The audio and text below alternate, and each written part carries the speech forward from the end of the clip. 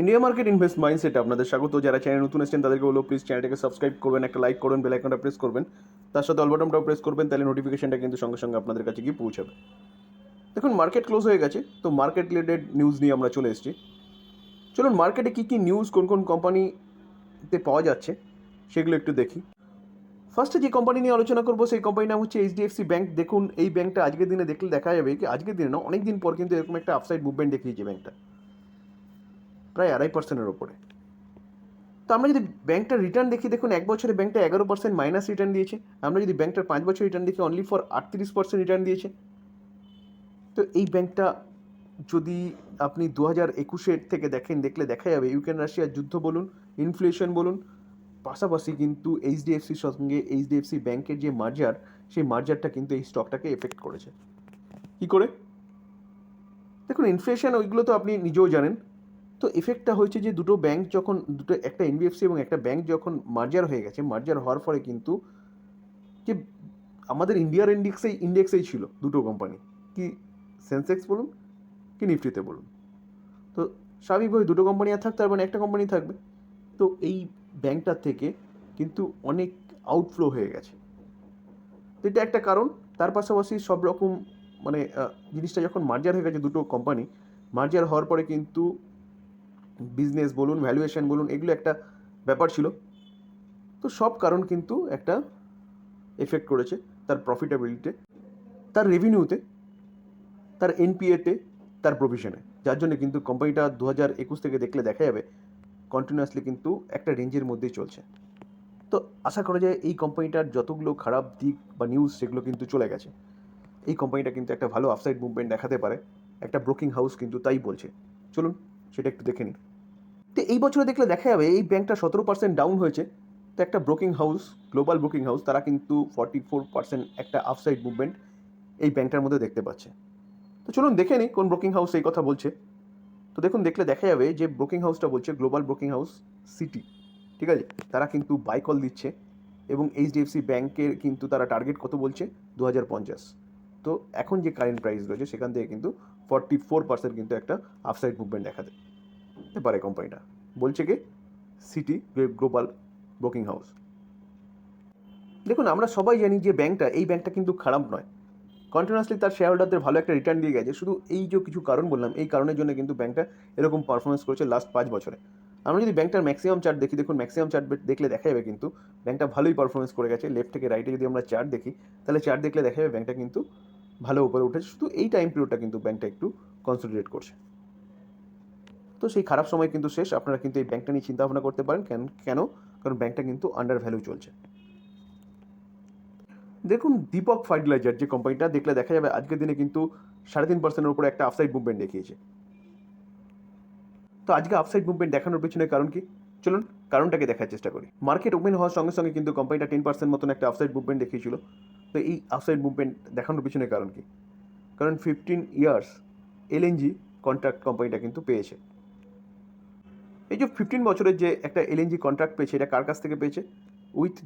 With নরগেইন giant ইকুইনর থেকে। এটা কিন্তু দীপক ফার্টিলাইজার কোম্পানির জন্য একটা ভালো নিউজ, যার জন্য কোম্পানিটা যখন মার্কেট ওপেন হয়েছে ভালো একটা আপসাইড মুভমেন্ট দেখিয়েছে, তারপরে কিছুটা প্রফিট বুকিং বলা যেতে পারে। দেখুন, দীপক নাইটেড আজকের দিনে দেখলে দেখা যাবে 3% মতন কিন্তু একটা আপসাইড মুভমেন্ট দেখিয়েছে।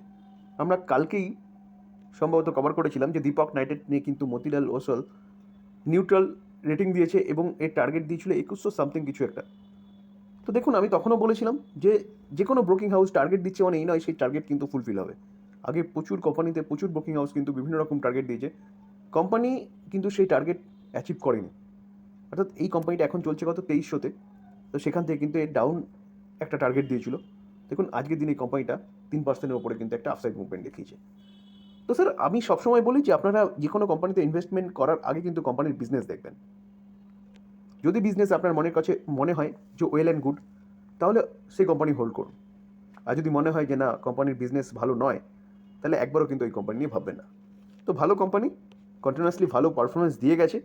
রিসেন্টলি ইনফ্লেশন বাড়ার জন্য বিদেশ থেকে, অর্থাৎ ইউরোপের কান্ট্রিগুলো বলুন, নর্থ আমেরিকা থেকে বলুন, অর্ডার পাচ্ছিল না বলে কোম্পানিগুলো কিন্তু, শুধু এই কোম্পানিটা, কেমিক্যাল সেক্টরের প্রতি কটা কোম্পানি কিন্তু ডাউনে এসেছিলো।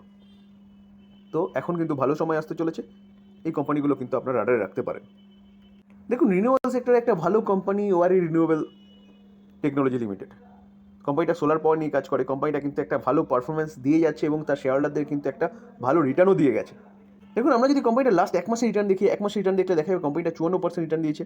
আমরা যদি 6 মাসের রিটার্ন দেখি, 6 মাসের রিটার্ন দেখলে দেখা যাবে কোম্পানিটা কিন্তু 253% রিটার্ন দিয়েছে। আমরা যদি কোম্পানিটার 1 বছর রিটার্ন দেখি, দেখুন 1 বছরে 677% রিটার্ন দিয়েছে। তো আমরা যদি কোম্পানিটার 5 বছর রিটার্ন দেখি, দেখুন 5 বছর রিটার্ন দেখলে দেখা যাবে কোম্পানিটা কিন্তু 34,000% রিটার্ন দিয়েছে। তো যেখানে কিন্তু কোম্পানিটা 343 গুণ রিটার্ন বানিয়ে দিয়েছে 5 বছরে। ভাবতে পারছেন? তো সেরকমই একটা কোম্পানিটা একের পর এক অর্ডার পাচ্ছে এবং একের পর এক কিন্তু হচ্ছে অর্ডার অ্যাচিভ করছে। তো তার জন্য কিন্তু কোম্পানিটা এত ভালো রিটার্ন দিচ্ছে। এখনও কিন্তু কোম্পানি নিয়ে একটা ভালো নিউজ পাওয়া যাচ্ছে। চলুন নিউজটা দেখি।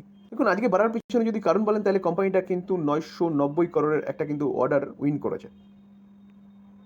মূলত এই কারণেই কিন্তু কোম্পানিটা আজকে 5% একটা আপসাইড মুভমেন্ট দেখিয়েছে। আর কোম্পানিটা বাড়ার পিছনে কারণ কিন্তু রিনিউয়েবল সেক্টর, সোলার পাওয়ার। তো কোম্পানিটা সেই সেগমেন্টে কিন্তু কাজ করে, সোলার রুফটপ বলুন। তো এই কোম্পানিটা নিয়ে কিন্তু চিন্তাভাবনা করতে পারেন। আমি কোম্পানিটা যখন ডিসেম্বর মাসে সম্ভবত হচ্ছে কোম্পানিটার বোনাসের কথা বলেছিল, তখন কিন্তু আমি কোম্পানিটা নিয়ে আপনাদের সাথে আলোচনা করেছিলাম। সম্ভবত তখন 2200-2300 এরকম চলছিল। সেখান থেকে কিন্তু কোম্পানিটা 1.5 বছরের ডবল বানিয়ে, 1.5 মাস থেকে 2 মাসের মধ্যে কিন্তু কোম্পানিটা ডবল বানিয়ে দিয়েছে। চলুন নেক্সট নিউজে যাই। দেখুন, power grid corporation of India, এই কোম্পানিটা দেখলে দেখা যাবে আজকের দিনে কত 4%, 4.5%-এর কাছাকাছি কিন্তু একটা আপসাইড মুভমেন্ট দেখিয়েছে। তো এই কোম্পানিটার যদি আমরা রিটার্ন দেখি, তাহলে 1 বছরে কোম্পানিটা কিরকম 77% রিটার্ন দিয়েছে। আমরা যদি কোম্পানিটার 5 বছর রিটার্ন দেখি, দেখুন 5 বছরে 181% রিটার্ন দিয়েছে। আজকে বাড়ার পিছনে যদি কারণ বলেন, তাহলে কোম্পানিটা কিন্তু আউট পারফর্ম রেটিং দিয়েছে। কার কাছ থেকে পাওয়া গেছে? বার্নস্টেইনের কাছ থেকে। তো একটা ব্রোকিং হাউস, এই ব্রোকিং হাউস কিন্তু পাওয়ার গ্রিডের সম্পর্কে বুলিশ। তো তারা কিন্তু আউট পারফরমেন্স রেটিং দিয়েছে। দেখুন, আজকের এই খবর 20 ফেব্রুয়ারি। কোম্পানিটা বাড়ার পিছনে যদি কারণ বলেন, তাহলে 656 করোড় ইনভেস্টমেন্ট কোম্পানিটা করতে যাচ্ছে। কোথায়? ইমপ্লিমেন্টেশন করতে যাচ্ছে কোথায়? ইলেকট্রিসিটি ট্রান্সমিশন প্রজেক্টে। কোথায়? আমাদের দেশের মধ্যে। তার জন্য কিন্তু এই ব্রোকিং হাউসটা আউট পারফর্মের কথা বলছে এবং 315 হচ্ছে কোম্পানিটার টার্গেট দিয়েছে। ওয়ার্লপুল অফ ইন্ডিয়া, এই কোম্পানিটা দেখুন আজকের দিনে 3%-এর ওপরে কিন্তু 3.5%-এর ওপরে কিন্তু পড়েছে। তো পড়ার পিছনে কারণ কি? কোম্পানির কিন্তু একটা নিউজ পাওয়া যাচ্ছে, সম্ভবত সেটাই হচ্ছে পড়ার পিছনে কারণ। চলুন আমরা কোম্পানিটার নিউজটা দেখি। দেখুন, রিপোর্টের মাধ্যমে পাওয়া যাচ্ছে, অ্যাট ফার্স্ট কিন্তু বলে দিলাম। তো রিপোর্টের মাধ্যমে পাওয়া যাচ্ছে মানে এটা কিন্তু ফাইনাল খবর নয়। তো রিপোর্টের মাধ্যমে কি খবর পাওয়া যাচ্ছে? বলছে লাইকলি টু সেল কে প্রোমোটার কত 24% স্টেক। বুঝতে পারছেন, প্রোমোটার 24% স্টেক সেল করতে চলেছে। কিসের মাধ্যমে? ভায়া ব্লক ডিলের মাধ্যমে। তাহলে কোম্পানি এতটা স্টেক কেন সেল করছে? তো এটা একটা সবার মধ্যে কিন্তু প্রশ্নচিহ্ন এসেই যায়। ফ্লোর প্রাইস যেটা সেট করা হয়েছে সেটা কত? 1230, যেটা কিন্তু কারেন্ট প্রাইস থেকে 8% নিচে। তো স্যার আবারও বলছি যে রিপোর্টের মাধ্যমে পাওয়া যাচ্ছে খবর, এটা কিন্তু ফাইনাল খবর নয়। যার জন্য কোম্পানিটা কিন্তু আজকে খুলেছে এই লোতে, সেখান থেকে কিছুটা রিকভারি করার চেষ্টা করেছিল, তারপরে কিন্তু অবশেষে আবার প্রফিট বুকিং দেখা গেছে। জি এন্টারটেনমেন্ট, দেখুন জি এন্টারটেনমেন্ট কিন্তু একের পর এক ড্রামা চলেই যাচ্ছে। আজকের দিনে দেখলে দেখা যাবে কোম্পানিটা কিন্তু প্রায় 7%-এর কাছাকাছি কিন্তু একটা আপসাইড মুভমেন্ট দেখিয়েছে। দেখুন, কিছুদিন আগে শোনা গেছিলো যে জি সোনির যে ডিলটা হতে চলেছে সেটা কিন্তু সোনি ক্যান্সেল করে দিয়েছে।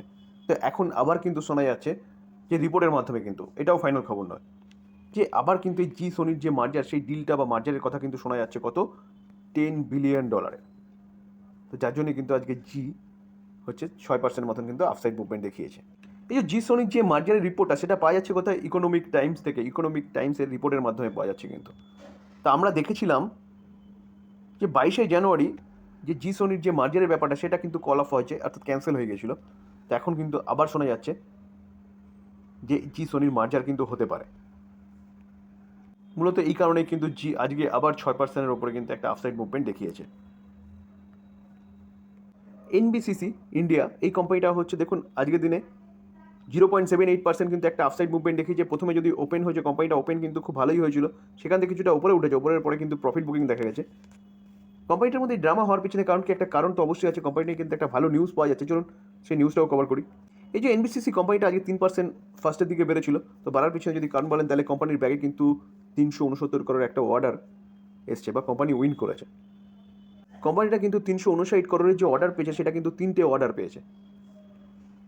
স্যার পিএসইউ কোম্পানি, এই কোম্পানিটাও কিন্তু কন্টিনিউয়াসলি ভালো একটা পারফরমেন্স দিয়ে গেছে। আমরা যদি 6 মাসের রিটার্ন দেখি, দেখুন 6 মাসে 200% রিটার্ন দিয়েছে, ভাবতে পারছেন? আমি যদি কোম্পানিটার 1 বছর রিটার্ন দেখি, দেখুন 1 বছরে 327% রিটার্ন দিয়েছে। আমি যদি কোম্পানিটার 5 বছর রিটার্ন দেখি, দেখুন 5 বছরে 168%। আমি যদি কোম্পানিটার ম্যাক্সিমাম চার্ট প্যাটার্ন দেখি, তাহলে ম্যাক্সিমাম চার্ট প্যাটার্ন দেখলে দেখা যাবে কোম্পানিটা 2100% রিটার্ন দিয়েছে। তো আমরা যদি চার্ট দেখি, দেখুন মোটামুটি 2018 পরে কোম্পানিটার মধ্যে কিন্তু একটা ভালো গিরাবাট দেখা গেছে। তো সেখান থেকে 2020 থেকে কিন্তু কোম্পানি আবার একটা ভালো আপসাইড মুভমেন্ট দেখিয়েছে। তো এই কোম্পানি নিয়ে চিন্তাভাবনা করতে পারেন। কোম্পানিটা কিন্তু রিসেন্টলি ভালো কাজ করছে, আর গভর্নমেন্ট কিন্তু মেক ইন ইন্ডিয়ার উপর জোর দেওয়ার জন্য পিএসইউ কোম্পানিগুলো কিন্তু একের পর এক অর্ডার পাচ্ছে। তো এই ছিল মার্কেট রিলেটেড নিউজ। যদি আলোচনাটা ভালো লাগে, যারা চ্যানেল নতুন এসেছেন তাদেরকে বলবো প্লিজ চ্যানেলটাকে সাবস্ক্রাইব করবেন, একটা লাইক করবেন, বেল আইকনটা প্রেস করবেন, অল বাটনটা প্রেস করবেন, তাহলে নোটিফিকেশনটা কিন্তু সঙ্গে সঙ্গে আপনাদের কাছে গিয়ে পৌঁছাবে। থ্যাংক ইউ, ভালো থাকবেন।